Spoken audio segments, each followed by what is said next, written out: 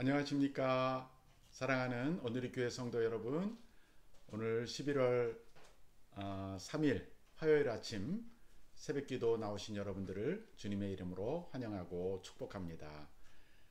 이제 우리 찬송 같이 부르시면서 새벽기도회 시작하겠습니다. 찬송가 336장 환난과 핍박 중에도 1절 2절 그리고 간주 3절 부르시겠습니다.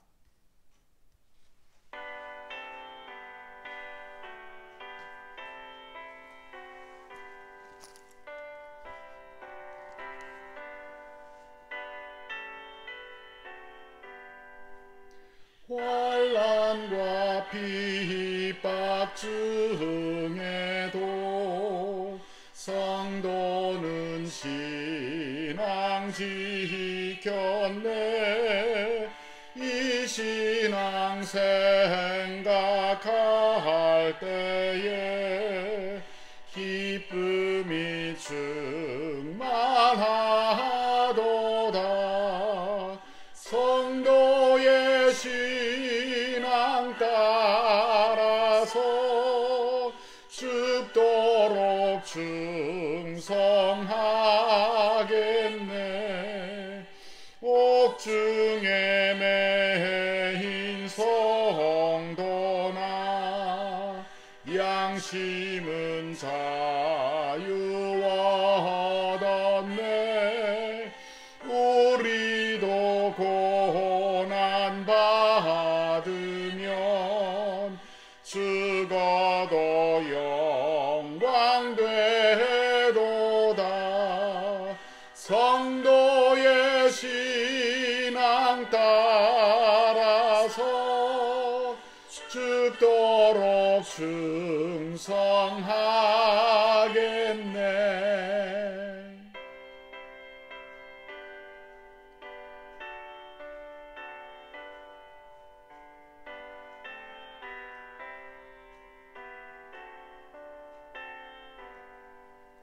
성도의 신앙 본받아 원수도 사랑하겠네. 인자한 언어 이 신앙 전파하리라. 성도의 신앙 따라서 죽도록 충성하겠네. 아멘.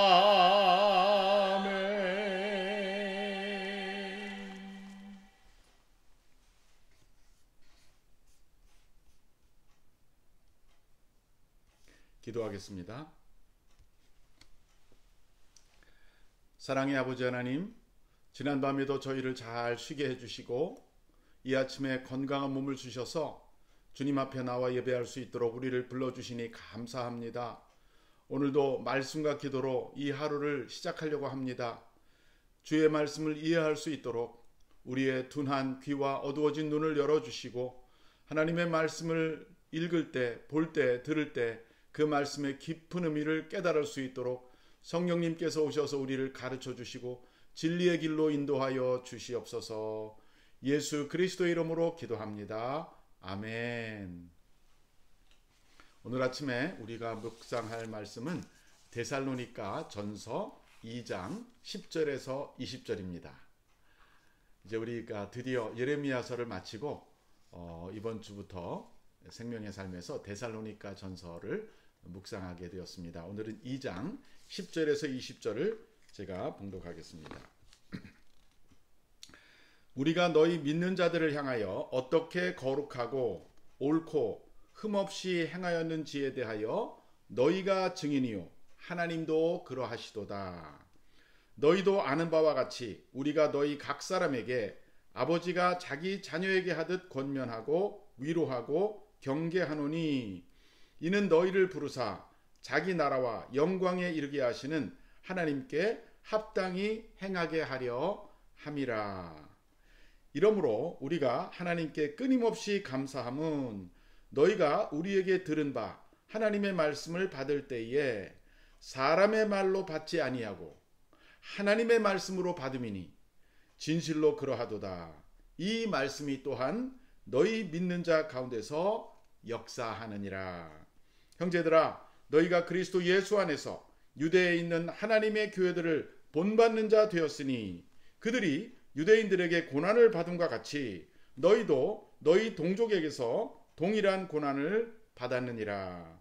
유대인은 주 예수와 선지자들을 죽이고 우리를 쫓아내고 하나님을 기쁘시게 하지 아니하고 모든 사람에게 대적이 되어 우리가 이방인에게 말하여 구원받게 함을 그들이 금하여 자기 죄를 항상 채우매 노하심이 끝까지 그들에게 임하였느니라. 형제들아, 우리가 잠시 너희를 떠난 것은 얼굴이요 마음은 아니니 너희 얼굴 보기를 열정으로 더욱 힘썼노라. 그러므로 나 바울은 한 번 두 번 너희에게 가고자 하였으나 사탄이 우리를 막았도다. 우리의 소망이나 기쁨이나 자랑의 면류관이 무엇이냐? 그가 강림하실 때에 우리 주 예수 앞에 너희가 아니냐? 너희는 우리의 영광이요 기쁨이니라. 아멘.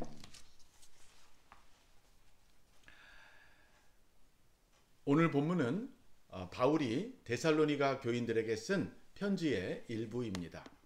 바울은 주후 약 50년경에 데살로니가를 방문합니다. 사도행전에 보면 바울이 두 번째 선교 여행에서 드디어 아시아를 벗어나 유럽으로 들어갑니다. 그 첫 성이 빌립보 성이었습니다. 거기서 그는 박해를 받고 약 100마일 떨어진 쪽으로 이동해서 간 성이 바로 데살로니가 성이었습니다. 데살로니가에서도 바울은 오래 머물 수 없었는데 이는 그 성의 유대인들이 바울 일행을 시기하고 불량한 사람들을 데리고 와서 소동을 일으켰기 때문입니다. 짧게는 3주에서 길게는 몇 달 정도 머무른 것으로 보입니다. 바울은 그들에게 그 짧은 기간 동안 기독교의 모든 진리를 충분히 가르칠 수가 없었습니다. 그래서 그는 데살로니가를 떠난 이후에도 그 데살로니가 성에 있는 교인들을 생각하며 권면의 편지를 보냈던 것입니다. 데살로니가 전서는 신약 성경의 바울의 서신 중에 가장 먼저 쓰여진 책이고 또 복음 사역자로서의 사도 바울의 마음과 생각이 잘 드러나 있는 책입니다. 너무나 귀한 서신서입니다. 저는 오늘 2장 10절에서 20절까지를 묵상하는 가운데 세 가지 중요한 요점을 발견하여서 그것을 중심으로 나누려고 합니다. 첫째는 복음을 전하는 사역자는 그 복음으로 섬기는 대상자들을 거룩하고 옳고 흠이 없이 섬겨야 한다는 점입니다. 복음을 섬기는 사람의 자세에 대해서 말해주고 있는 것이죠. 10절에 이런 말씀이 있습니다. 우리가 너희 믿는 자들을 향하여 어떻게 거룩하고 옳고 흠이 없이 행하였는지에 대하여 너희가 증인이요 하나님도 그러하시도다. 정말 놀라운 말씀이지요. 바울은 자기가 데살로니가 성도들을 섬길 때 거룩했다, 옳았다, 그리고 흠이 없이 행했다라고 말하며 정말 하나님도 증인이고 너희도 우리가 어떻게 했는지를 증인이라고 쓰고 있습니다. 정말 우리가 하나님을 섬길 때 이렇게 옳고 순결하고 흠이 없게 섬기기가 쉽지가 않습니다. 또한 11절에 보면 바울은 그들을 섬길 때 아버지가 자기 자녀에게 하듯 권면하고 위로하고 경계했다라고 말합니다. 다른 사람들을 복음으로 섬긴다는 것은 이러한 자세를 요구하는 것입니다. 우리 교회 안에도 목회자들 외에 평신도 리더들이 있습니다. 우리 장로님들, 권사님들, 또 안수 집사님들, 그리고 각 홈의 목자들, 이런 분들은 우리 평신도들을 섬기는 리더십이라고 볼 수 있습니다. 바로 그들이 정말 영혼을 섬기는 사역자들인 것이죠. 우리들의 홈원들과 우리들의 부서에 같이 일하는 동역자들을 섬길 때 정말 아버지가 자녀를 대하듯이 우리가 대하고 있는지, 또 그들에게 정말 거룩하고 옳고 흠이 없이 우리가 나타나고 있었는지 우리 자신을 돌아보고 반성하는 또 계기가 되었으면 좋겠습니다. 그리고 더욱더 사도 바울과 같은 그런 온전한 자세로 거듭나는 우리 모두가 되면 좋겠습니다. 두 번째로 오늘 본문에서 저는 말씀을 받을 때 우리가 어떤 자세로 말씀을 받아야 하는지에 대해서 다시 한번 깨달을 수가 있었습니다. 13절을 한번 보시기 바랍니다. 이러므로 우리가 하나님께 끊임없이 감사함은 너희가 우리에게 들은 바 하나님의 말씀을 받을 때에 사람의 말로 받지 아니하고 하나님의 말씀으로 받음이니 진실로 그러하도다. 참 여기 놀라운 말씀이 나오죠. 이 사도 바울이 데살로니가에서 그들에게 하나님의 말씀을 선포하고 강론하고 가르쳤는데 그 사람들이 바울 일행이 하는 말을 인간적으로 취하지 않았다는 것입니다. 사람의 말로 받지 않았다는 것입니다. 그러면 무엇으로 받았습니까? 마치 하나님이 직접 말씀하시는 것처럼 받았다는 것이죠. 그것을 인하여 바울은 하나님 앞에 끊임없이 감사했다고 그랬어요. 자기가 하는 그 말이 분명히 영적인 말이긴 하지만 그것을 전달하는 바울은 혈과 육을 가진 인간이었는데 그 데살로니가 성도들이 사도 바울의 입에서 나오는 그 말씀을 마치 하나님이 직접 말씀하는 것처럼 그렇게 겸손하게 마음을 열고 받았다는 것이죠. 우리가 성경을 아무리 많이 읽고 또 귀한 설교나 말씀을 들어도 은혜가 다 되지 않을 때가 있습니다. 그때는요 우리가 인간적으로 그 말씀을 비판적인 마음으로 받아들일 때가 그런 것 같아요. 기독교를 판단하거나 말씀의 진리를 의심하는 마음으로 우리가 성경을 대한다면 그것은 하나님의 말씀이 우리에게 들려져 와도 우리에게 영적 유익이 되지 못하는 것입니다. 지난 세기 영국의 유명한 철학자 중에 버틀란트 러셀이라는 사람이 있는데 이 사람은 정말 천재고요. 정말 서양 철학의 모든 시작과 끝을 꿰뚫고 있는 귀한 학자였습니다. 그러나 이 기독교에 대해서만큼은 매우 적대적이었어요. 그래서 그는 성경을 읽었지만 누구보다도 열심히 스터디했지만 비판적인 마음을 가지고 인간의 문서를 가지라고 생각하고 있다 보니까 하나도 은혜를 못 받고 그냥 기독교의 허점만 발견했던 것이죠. 여러분 성경은 분명히 사람의 손에 의해서 쓰여졌습니다. 하나님이 직접 쓰거나 천사가 쓴 거는 아니에요. 인간이 썼어요. 그러나 분명히 성경에 보니까 하나님의 감동으로 쓰여졌다고 말하고 있습니다. 그러니까 인간이 썼지만 그 성경을 기록하는 사람을 하나님이 성령을 보내서 성령으로 충만하게 하시고 그 기록하는 그 말씀에 하나님의 영감을 불어 넣어 주셨던 것이죠. 그래서 우리가 그것을 하나님의 말씀으로 받으면 교훈과 책망과 바르게 함과 의로 교육하기에 유익하고 하나님의 사람으로 모든 선한 일을 행하기에 완벽하게 준비해 줄 수 있는 말씀이다라고 성경이 말하고 있습니다. 성경을 읽는 개인과 가정과 나라는 복을 받는 것을 알 수 있어요. 오랫동안 성경을 열심히 믿고 공부한 나라들이 오늘 세계를 이끌어가는 나라들이 되고 있습니다. 저와 여러분이 정말 앞으로도 과거에도 그랬겠지만 앞으로도 하나님의 말씀을 읽거나 하나님 말씀을 들을 때 정말 하나님의 말씀을 대하는 것처럼 겸손한 마음으로 열린 마음으로 낮은 마음으로 대할 수 있게 되기를 주의 이름으로 축원합니다. 마지막 세 번째입니다. 제가 본문에서 발견한 세 번째 진리는 우리의 이 믿음 생활에 있어서 우리를 넘어뜨리려고 하는 보이지 않는 영적인 적이 있다 하는 것을 보여주고 있습니다. 바로 오늘 본문 18절입니다. 18절에 보니까 바울이 이렇게 썼습니다. 그러므로 나 바울은 한두 번 너희에게 가고자 하였으나 사탄이 우리를 막았도다 그랬습니다. 또 15절도 한번 읽어보겠습니다. 유대인은 주 예수와 선지자를 죽이고 우리를 쫓아내고 하나님을 기쁘시게 하지 아니하고 모든 사람에게 대적이 되어 우리가 이방인에게 말하여 구원받게 함을 그들이 금하여 자기 죄를 항상 채우매 노하심이 끝까지 그들에게 임하였느니라. 자, 여기 바울이 사역할 때 특히 반대했던 사람이 나오는데 바로 유대인들이었습니다. 근데 이제 100%는 아니고요. 유대인 중에 예외가 있었죠. 사실 바울도 유대인이고 예수님도 인간적으로는 유대인이었고 예수님의 많은 제자들이 다 유대인이었지만 대부분의 유대인들은 예수님을 인정하지 않고 바울도 인정하지 않고 예수님의 제자들도 인정하지 않았었습니다. 그들은 오히려 예수님을 시기하고 죽였죠. 마지막에 십자가 위에서. 바로 그 사람들에 대해서 바울이 말하고 있는 것입니다. 근데 그들은 예수님을 죽인 것으로 만족하지 않고 조금 있다가 나중에 보면 스데반도 죽이게 되고 또 그 야고보도 죽이게 되고 막 베드로도 감옥에 집어넣고 바울도 감옥에 집어넣고 이렇게 기독교를 초창기에 기독교가 발생할 때 엄청난 박해를 했던 것이죠.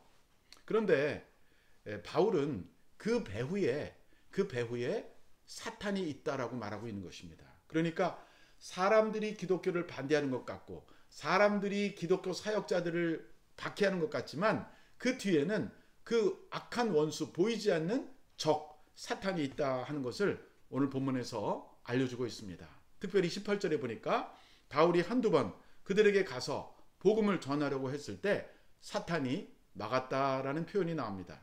사실은 유대인들이 반대해서 가지 못했는데 바울은 유대인들 그 배후에 있는 악한 영들을 보았던 것이죠. 그래서 궁극적으로 복음의 원수는 사탄이라고 지목하고 있습니다.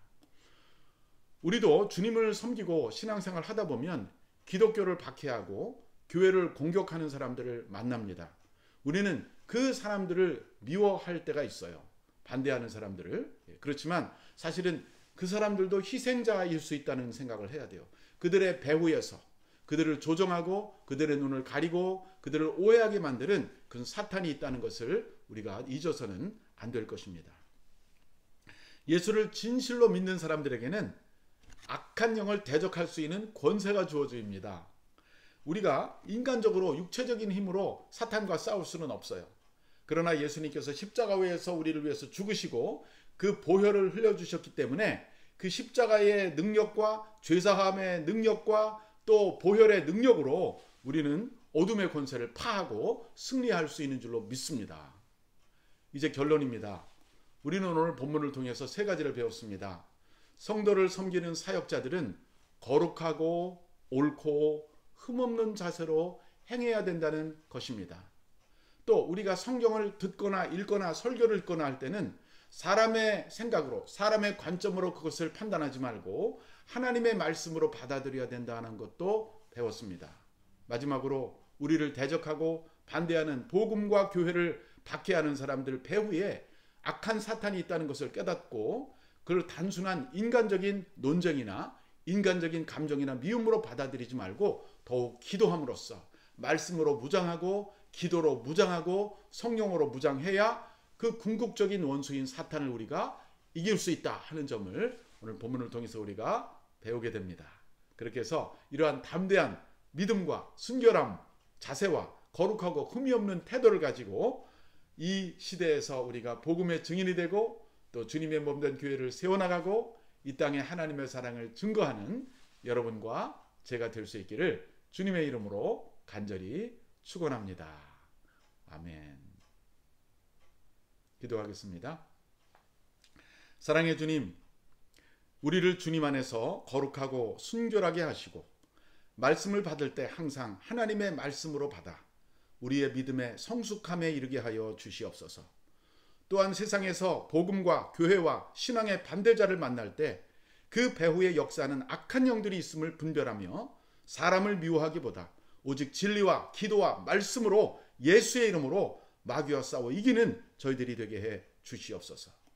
오늘 하루도 승리하는 하루가 되기를 간절히 바라오며 우리 주 예수 그리스도의 이름으로 기도합니다. 아멘.